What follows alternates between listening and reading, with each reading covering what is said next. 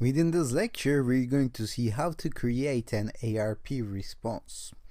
So now I'm working with both Windows and Kali machine because throughout this section I will need both Windows and Kali machine often, so I'm going to leave Windows open for this time. Okay, they are both on the same NAT network so that they are connected, they are on the same network and they can see each other, and we can find the windows with network scanner as well.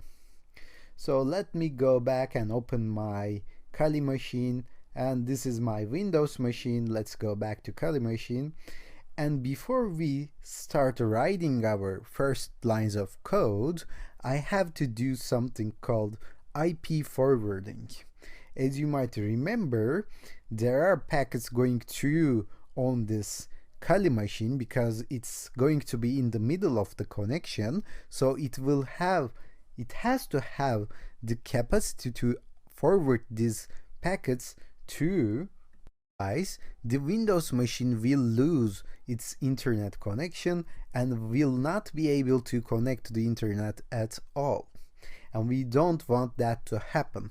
And remember, you have to do this every time you open Kali from the beginning. Okay, every time you reboot, you have to run this command in your terminal. Maybe you remember the command from the ethical hacking part. So it's echo 1, and we have to say where it's going to echo this 1 proc, okay, /sys /net /IPv4 and then IP forward. So there are some folders in here like proxies, net, IPv4, and in those folders we have a file called IP forward, and we are writing 1 inside of that file. And so that Kali Linux will understand that it has to forward IPs when we do that. You can manually go to that file, open it with text editor, and just change value to 1 and save it as well. But it is pretty much easy in this way also. And I believe you are familiar with this process since we have studied man-in-the-middle attacks with existing tools in Kali Linux before. Now, since we are done with this, now I can just go back to my PyCharm and start my project. But don't forget to run this command every time you open your Kali Linux from scratch, otherwise your Windows will lose its internet connection.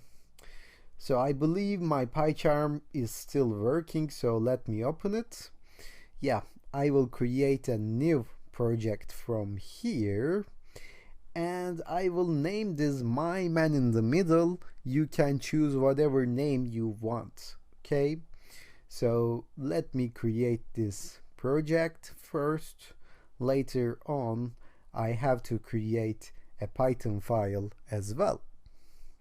So once your project is created, you have to right click here in your main project folder and say new file, okay, new Python file.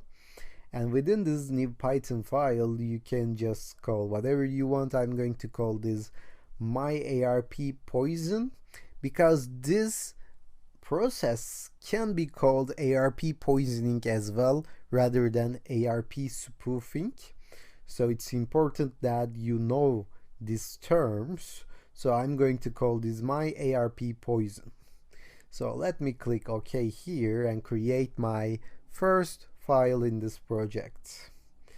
Then let me just minimize this left pane and we have a clear screen. So what are we going to do first? Of course, we are going to import Scapy first because we can do what we want to do with Scapy easily, as I said before. I'm going to do it all the way, import scapy.all as Scapy, okay? I will refer scapy.all as Scapy throughout this project. And then I'm going to do the same thing. I'm going to create an ARP request or ARP response this time.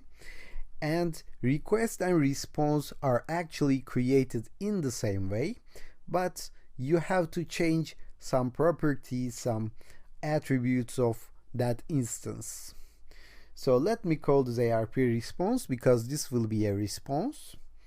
And as in the previous section, I'm going to say scapy.arp.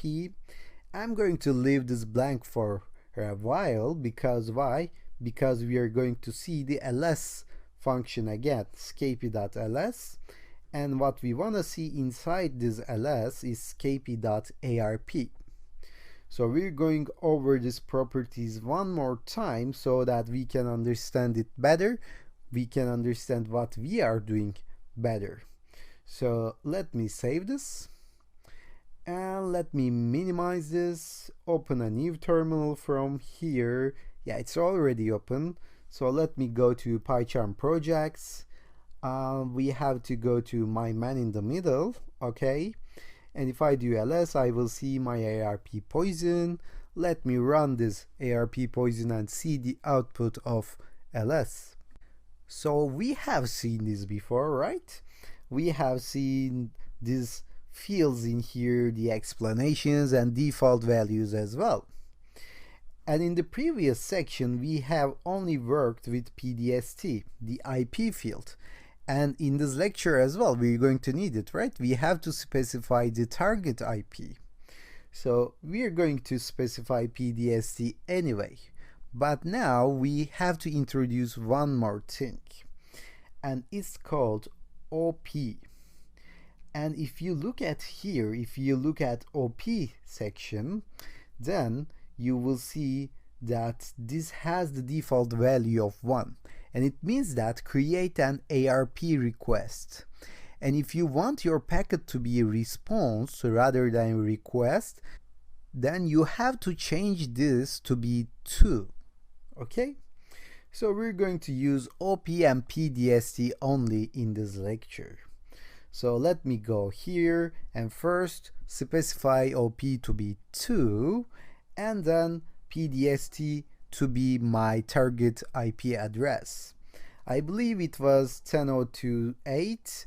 We got it from our network scanner. And let us stop here, and within the next lecture we're going to make sure that this IP address is correct, and then we will move on to test this ARP response.